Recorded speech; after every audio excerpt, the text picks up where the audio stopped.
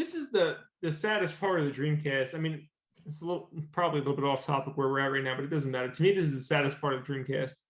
It was the first console to be online before Xbox, which is what everybody considers to be like a standard for online gameplay.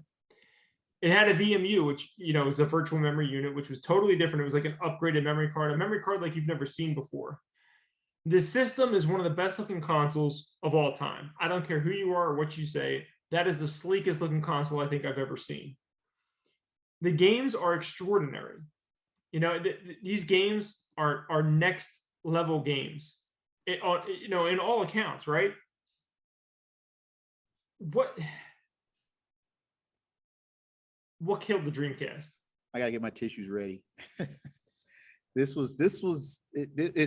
It's so sad because, in my opinion, I thought it was such a fantastic system.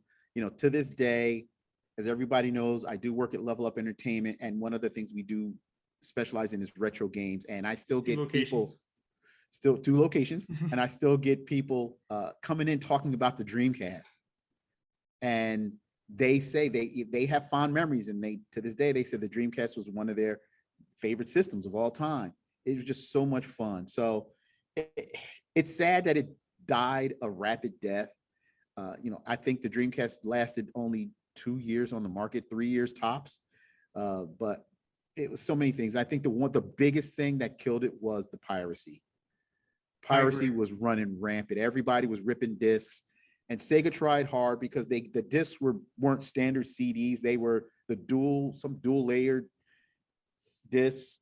Yeah, it was initially Sega thought it was a good way to prevent people from burning discs and copying games, but like anything, it's only a matter of time. And the bootleg discs and copy discs were just so prevalent. It was sad. I am, because I'm a game collector, I needed the box. I needed the original art. I needed everything. And it's sad. It's just, that's all I could say. It was very, to me, it's hard as a true gamer. It was heartbreaking. People would cut corners to avoid paying top dollar for a game. And this was, again, guys, this was 1999, 2000. And finally, I would say there was probably a few games that came out in 2001. There was video stores everywhere. You can go rent a Dreamcast game, and if you have an up-to-date computer, pop that sucker in, copy a dual layer disc, you're done. That's all you had to do to get a Dreamcast game. Maybe there was a little bit of software you had to install or something like that, but it was extraordinarily easy to get to copy games for the Dreamcast, which is definitely, in my opinion, the biggest burden of the biggest reason why the Dreamcast died. That's one. Yeah, the second reason is there were no EA titles for the Dreamcast at all. Nothing. And it's sad because EA, as well as a few other developers, were kind of waiting for the presence of the PlayStation 2, the Xbox, and the GameCube, because they already knew they were coming. They were already in development for the games. So for a lot of developers, the Dreamcast was just something to do in the meantime until the arrival of these other consoles. So EA didn't want to waste their time. So they skipped the Dreamcast altogether and focused 100% on PlayStation, on Xbox. Not only that, EA was extraordinarily pissed off that 2K had like the whole 2K sports thing. There was a whole rivalry there. Like during the PS2 era, you guys might remember they put out NFL 2K5, which was the last 2K football game that ever came out. And the reason that happened was 2K was like, look, we have a superior football game. They put out their game for $19.99 when Madden was coming out for $49.99. So I worked at EB Games, or Electronics Boutique at that time, and tons of people that would normally buy Madden were like, oh, it's $20. I heard it was pretty good. Let me give it a shot. And that was all it took for like people to start getting in the door with 2K. Like, oh my God, this is a much better football game. And 2K was great. Oh, it was so good. It was so good. But that $20 point is exactly what 2K needed to get an advantage over Madden. And as soon as EA saw that, they were like, we're just going to buy the license. That's what's gonna we're gonna give them millions of dollars to just buy the license, so you guys can't make the game anymore. And that was the downfall. And 2K5 was excellent. It was like it's arguably one of the best $20 games you could have ever bought at launch. Like it's unbelievable the value that was in that game. Yeah, 2K is still around. Unfortunately, they don't do football, but the basketball 2K games are still around. The wrestling 2K games are still around. So 2K is still there. It's not what it used to be, unfortunately. It's not what it used to be. It isn't. And then another thing that I think hurt the Dreamcast, and it's because of a product, but you had Bleem. You had Bleem. Yeah, for those who don't know, Bleem was a third-party company that allowed you to play PlayStation games on the Dreamcast with upscaled graphics. So strange. It was. Imagine playing Metal Gear from the PS1 on your Dreamcast, and the graphics were so smooth. It bumped up the resolution.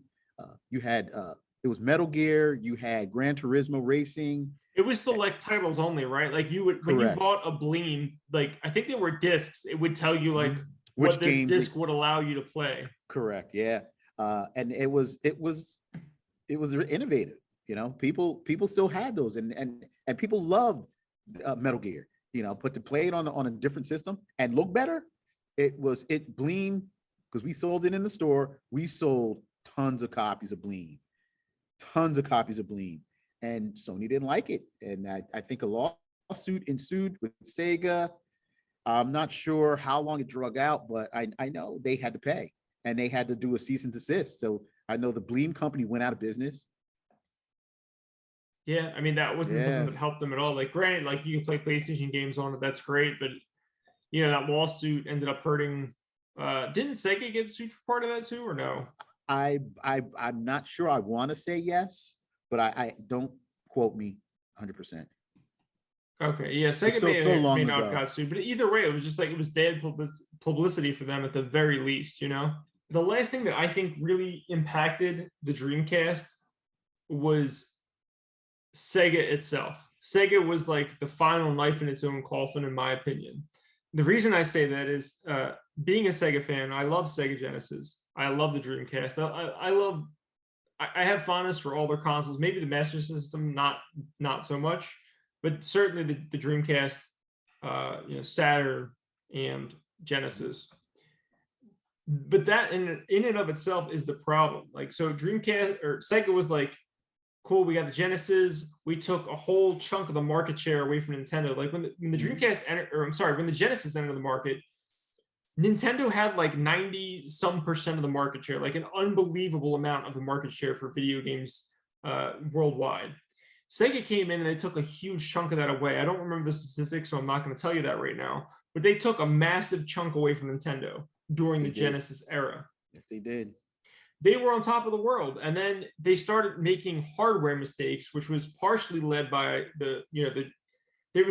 you have North America Sega Genesis or Sega, and you have Japanese, Sega, and they're trying to work together, but ultimately all the deck was stacked in the Japanese favor. They had complete control, even though the North American market with Kolinsky, they were the reason that the Sega did so well here. That he was legitimately the reason, like he made the Genesis be something in North America, and he would advise like different things, and people just weren't listening to the North American market. So then they put out the 32X, and then they did that super to try to make like a gap between like, oh, Genesis will put out these 32 graphics if you buy this add-on, and it's going to be like a segue into us making the Saturn. And don't forget the Sega CD. The Sega CD was another thing. I would say the Sega CD was actually probably maybe not a complete success, but not a disaster like the 32X was. Exactly. Like the Sega CD was like almost like a legitimate add-on for the console. The 32X was like, oh, this, don't worry about the next console. Because if you guys read magazines and stuff, they were already talking about the Saturn when the 32X came out. So it's like, I remember reading this. I was like, why the hell would anybody buy a 32X when the Sega Saturn is going to come out? And then they rushed the Saturn out the door like I think 9 months after the 32X came out, giving like the 32X no room to breathe at all. So what was the point? It was a waste of time. So then you had the Saturn launching in 1995 in North America to a surprise launch. If you don't remember what happened, it was during an E3, and the Sega Saturn was supposed to come out in like the fall. And at E3 in like 1995, they were like, "Oh, the Saturn is out now," and they shipped it to select retailers only, which pissed off a whole bunch of retailers that refused to carry the Saturn because they did a surprise launch only with specific retailers. So that can you imagine running a company and just being like, listen, I'm only going to give it to you a couple of guys. We're going to launch it real quick. And imagine being a developer where your game was ready to come out in like the fall. And all of a sudden it's like, oh, if your game's not ready by next week, you guys are screwed. It's going to have to, come out later on. It doesn't matter. So the Saturn launches at, I think it was, I want to say it was like $400 at the time, maybe $300, but it was kind of expensive at the time, with like 2 or 3 launch games because nobody was prepared for it. That was it. You had Clockwork Knight, you had, I think, Worldwide Soccer, and you had Panzer Dragoon. And I want to say you had Daytona USA. You might have had Daytona, sure. And then that was an arcade port. That was it for months. Months. Because nobody was ready. None of the developers were ready.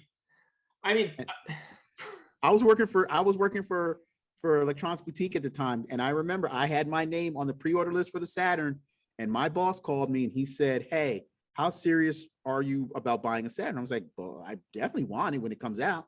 And we were expecting it in September, and I think this was May, and he said, "We're getting some tomorrow." I'm like, "Wait, what?" So I'm like, "Oh man, I don't have my money ready," and this, and I had to beg my parents and like, please.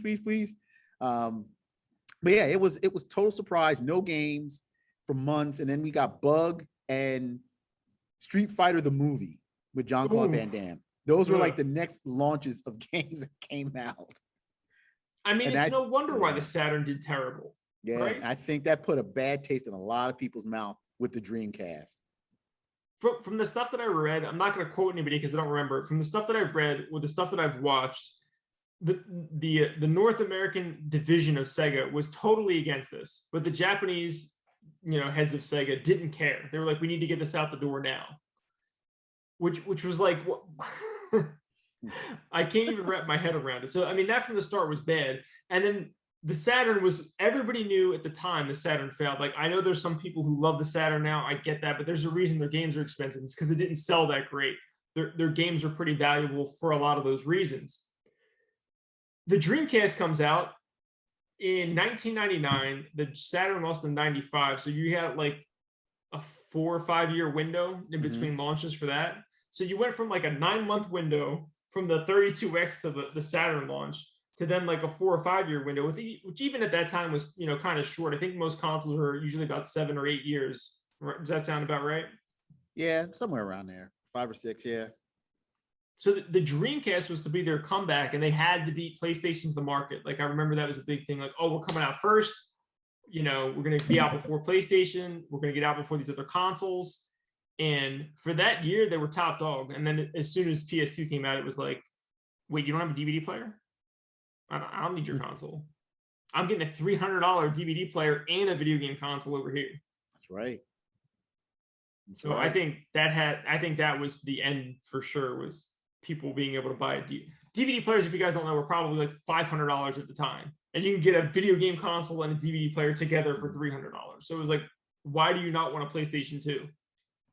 Yeah, with the PlayStation 2 and the original Xbox, the Dreamcast was done, sadly, and they turned to a developer. They did. The Dreamcast was the last of the Sega consoles, and they just started to do games for everybody else. And I remember arguing with a friend of mine because he saw this coming, and he said, Sega's going to wind up doing games for other systems. He's like, "I'm telling you, it's going to happen." I said, no. Sega's too popular. I love Sega. I was the Sega fanboy, and I would defend Sega to this day. But now, and then he was right. Crazy Taxi wound up on the PlayStation. It wound up on the Xbox first. So like during the Xbox, PlayStation 2, GameCube era, Sega came out on all those systems. They were all over the place because they were just trying to get some money, going because they lost so much money on their past few consoles. Xbox had a lot of Sega games. Like, in my opinion, if you love Sega and like you want a successor to the Dreamcast, the original Xbox was your best bet on that, because you got Jet Set Radio Future on there, plus a whole slew of other titles that came out either exclusively or came out first to Xbox.